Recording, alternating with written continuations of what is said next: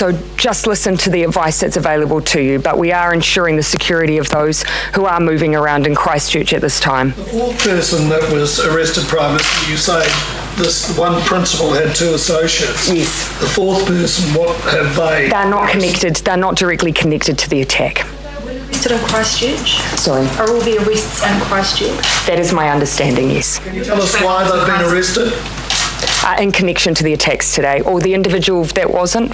That would be a question for Commissioner Bush. I'm not sure if that's something I'm able to share, but they're not anyone who is a threat to the public. Think about the relationship of that those arrested have to one another. Do they share the same ideology, or what is their...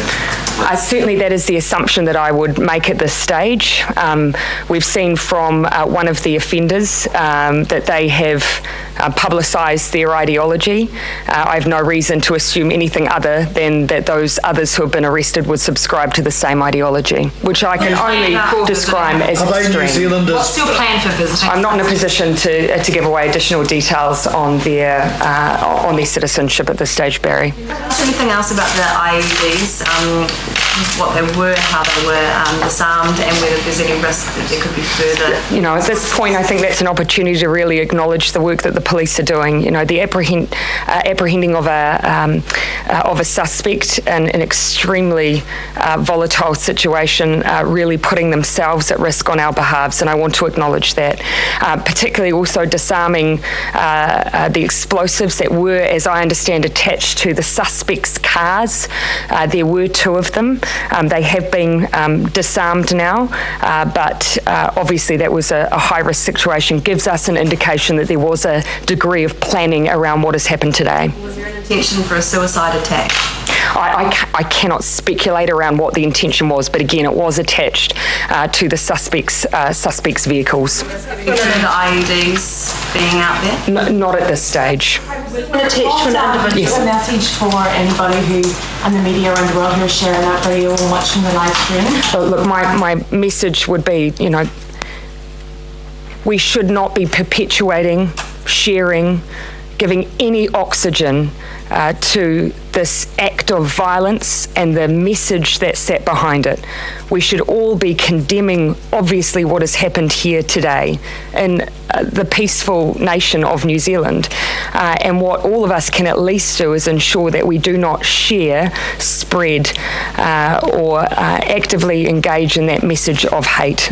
We have been given assurance that online, at least those platforms where some of those images have been shared are actively being removed. But I just ask people, don't share them.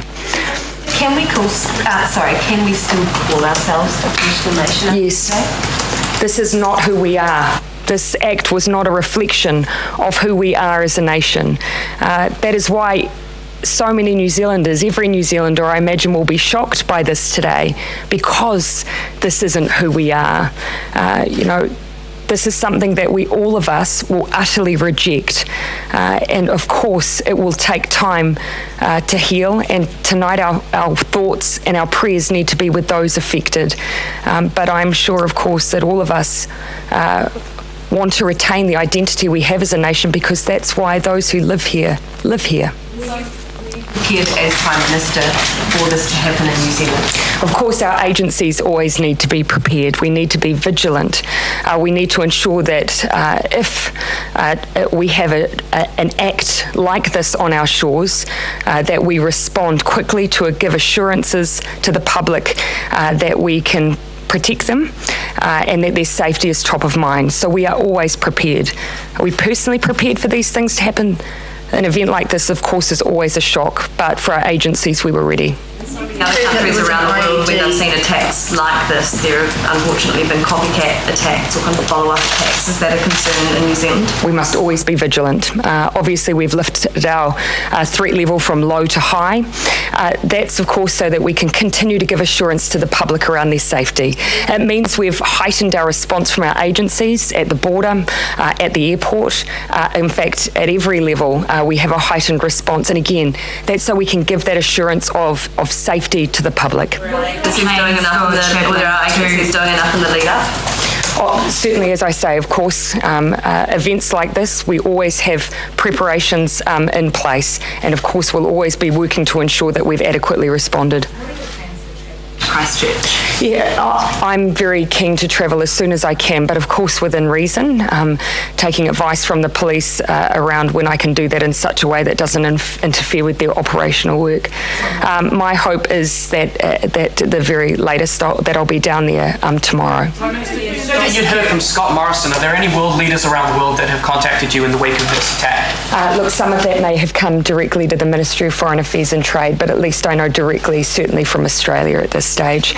Often messages are conveyed via social media as well, and I'm sure everyone would want to thank them for their thoughts and their offer of assessance. Confirm that there was an IRD at the hospital, whether there were any shots fired or whether that was ever a shooting scene? No, I haven't had any information that that confirms that at all. No.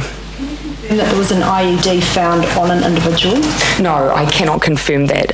Do feel free to put that question to the Commissioner. Well, Minister, presumably you'll be having more meetings with our intelligence agencies to find out just what went on and why these people were missed. When are you going to be meeting with them again? Look, I expect I'm likely to reconvene with them again this evening. You'll appreciate, Barry, that at the moment our immediate response is on ensuring the safety of those in Christchurch, ensuring that the police have everything they need from an operational perspective to secure the areas and be assured that everyone who should be in custody is, acknowledging that they have moved extremely quickly to have those individuals already in custody. Of course, we will continue to look at the details around the suspects and every element of this attack, but tonight it's about securing the safety of others. Can you please clarify how many gunmen or gunwomen there were in this attack? At this stage, again, as I say, 3 have been arrested. We have no reason to suspect at this stage there were others, but we haven't obviously ruled that out at this stage. Will they actually use firearms? I cannot give you 100% assurance of that, but certainly all 3 are connected. Will you be getting any additional security, or will there be any additional security at the Parliament? Look, at this stage, obviously, I'm one of the members of Parliament that always has a security detail with me. Obviously, at the moment that we were informed of this situation, there was a slightly heightened presence, but I expect that soon that will probably resume back to my normal presence.